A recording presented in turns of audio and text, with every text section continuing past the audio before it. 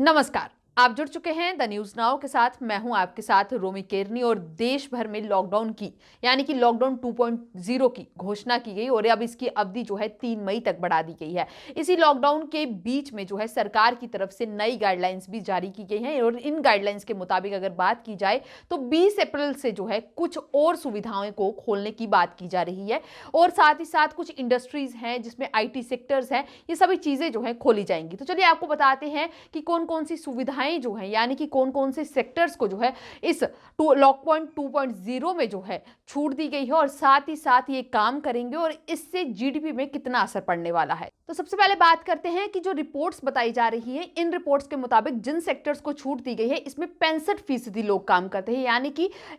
आधे से ज्यादा लोग जो हैं इन सेक्टर से जुड़े हुए हैं और माना जा रहा है कि इस छूट से करीब जो है 45% जो हमारी अर्थव्यवस्था है यानी कि इंडियन इकोनॉमी है उस पर असर देखने को मिलेगा और जो GDP की दर यानी कि लगातार गिरावट की तरफ दिखती जा रही है उसमें भी कुछ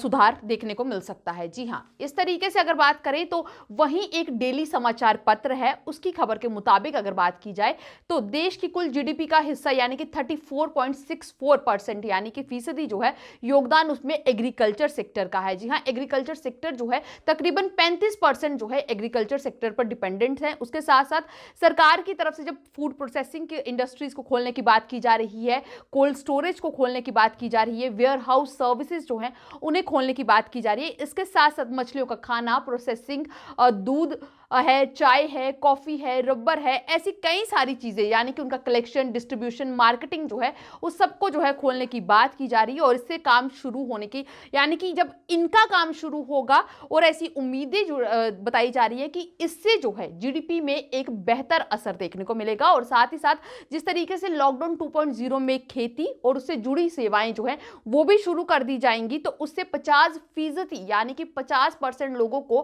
काम मिलेगा और इससे आधी से ज्यादा आबादी, क्योंकि जिस तरीके से मैं बात कर रही हूं तो वो खेती पर निर्भर है यानी कि एग्रीकल्चर सेक्टर पर ही निर्भर करती है। वहीं IT सेक्टर्स भी खोले जा रहे हैं यानी IT ऑफिसेज को भी खोलने की बात की गई है इन गाइडलाइंस में। अगर इसके अलावा बात करें तो सरकार जो है डेटा कॉल सेंटर्स हैं, इसमें IT ऑफिसेज जो हैं वो खोलने की मंजूरी दी है। इसके साथ साथ ही इलेक्ट्रिशियन, प्लम्बर, मैकेनिक्स जो हैं, मोटर मैकेनिक्स जो हैं, कारपेंटर्स हैं, कुरियर, DTH और साथ ही साथ केबल सेवाएं देने वाले जितने भी कर्मी हैं वो भी अपनी सेवाएं शुरू कर पाएंगे। तो जी हाँ, जिस तरीके से लगातार जो है लॉकडाउन के चलते ये सभी सुविधाएं पहले नहीं मिल पा रही थी, अब सरकार के द्वारा जारी की गई नई गाइडलाइंस में ये सारी सुविधाएं भी उपलब्ध करवाई जाएंगी। इसके साथ साथ जरूरी सामान बनाने वाली इंडस्ट्रीज हैं जो कि जरूरी सामान बनाती है, जैसे अगर बात करें चिकित्सा के उपकरण यानी कि मेडिकल इक्विपमेंट्स जो बनाती हैं वो शुरू कर दी जाएंगी। इसके साथ साथ IT हार्डवेयर जो है वो शुरू कर दिया जाएगा। खनन, जूट उद्योग से जुड़े हुए जो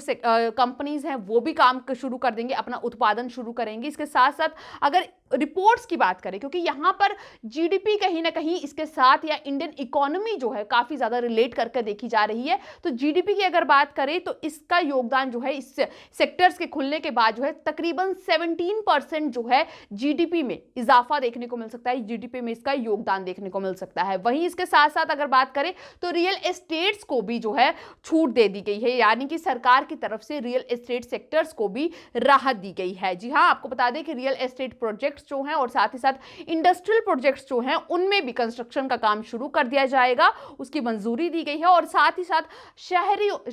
क्षेत्रों की बात करें यानी कि अर्बन एरियाज की बात करें तो वहां पर सिर्फ उन्हीं कंस्ट्रक्शन साइट्स पर काम शुरू किया जाएगा जहां पर ऑलरेडी जो मजदूर है यानी कि जो लेबरर्स हैं वो मौजूद हैं, यानी कि दूसरी जगहों से जो लेबरर्स हैं वो ट्रेवल या उनको टू एंड फ्रो करने की इजाजत अभी नहीं दी जाएगी। और इससे जो है एक और इससे अगर देखा जाए तो इस स्टेप से कहीं ना कहीं जोड़ कर रख सकते हैं कि जो प्रवासी मजदूर हैं यानी कि जो बाहरी राज्यों से आकर दूसरे राज्यों में फंसे हुए मजदूर लोग हैं उन्हें शायद कहीं ना कहीं इससे राहत मिल सकती है, क्योंकि ये एक बड़ा राहत रहेगा। क्योंकि लगातार जो है लॉकडाउन के बाद जो है इन लोगों पर काफी बड़ा संकट सा गिरा हुआ है, खाने तक के लाले पड़े हुए हैं, जिसके चलते अब सरकार ने जब कंस्ट्रक्शन साइट्स को मंजूरी दी है तो शायद इन लोगों को जो है थोड़ा सा इस लॉकडाउन 2.0 में राहत मिलने के आसार दिख रहे हैं। तो वहीं रियल एस्टेट सेक्टर की अगर बात करें तो इस सेक्टर की वजह से जीडीपी में तकरीबन 7.74% जो है इसका योगदान मिलेगा। तो कहीं ना कहीं ओवरऑल जो है सरकार की तरफ से जो नई गाइडलाइंस बनाई गई हैं उसका सही अगर मतलब निकाला जाए तो उसका मतलब यही है कि इससे जो है जीडीपी यानी कि इंडियन इकोनॉमी जो है उसमें सुधार लाने की कोशिश की जाएगी। इसके साथ साथ हमने देखा कि कल आरबीआई की तरफ से भी कई बड़े अहम कदम जो है इंडियन इकोनॉमी को सुधारने के लिए उठाए गए हैं, क्योंकि लगातार जो है अगर बात करें तो लॉकडाउन के चलते इंडियन इकोनॉमी जो है एक शटर सी हो चुकी है, हिल चुकी है, और अब उसे सुधारने के लिए जो है कई बड़े अहम कदम उठाती हुई सरकार नजर आ रही है। तो इस रिपोर्ट में बस इतना ही। आप बने रहें द न्यूज़ नाउ के साथ बाकी अपडेट्स के लिए।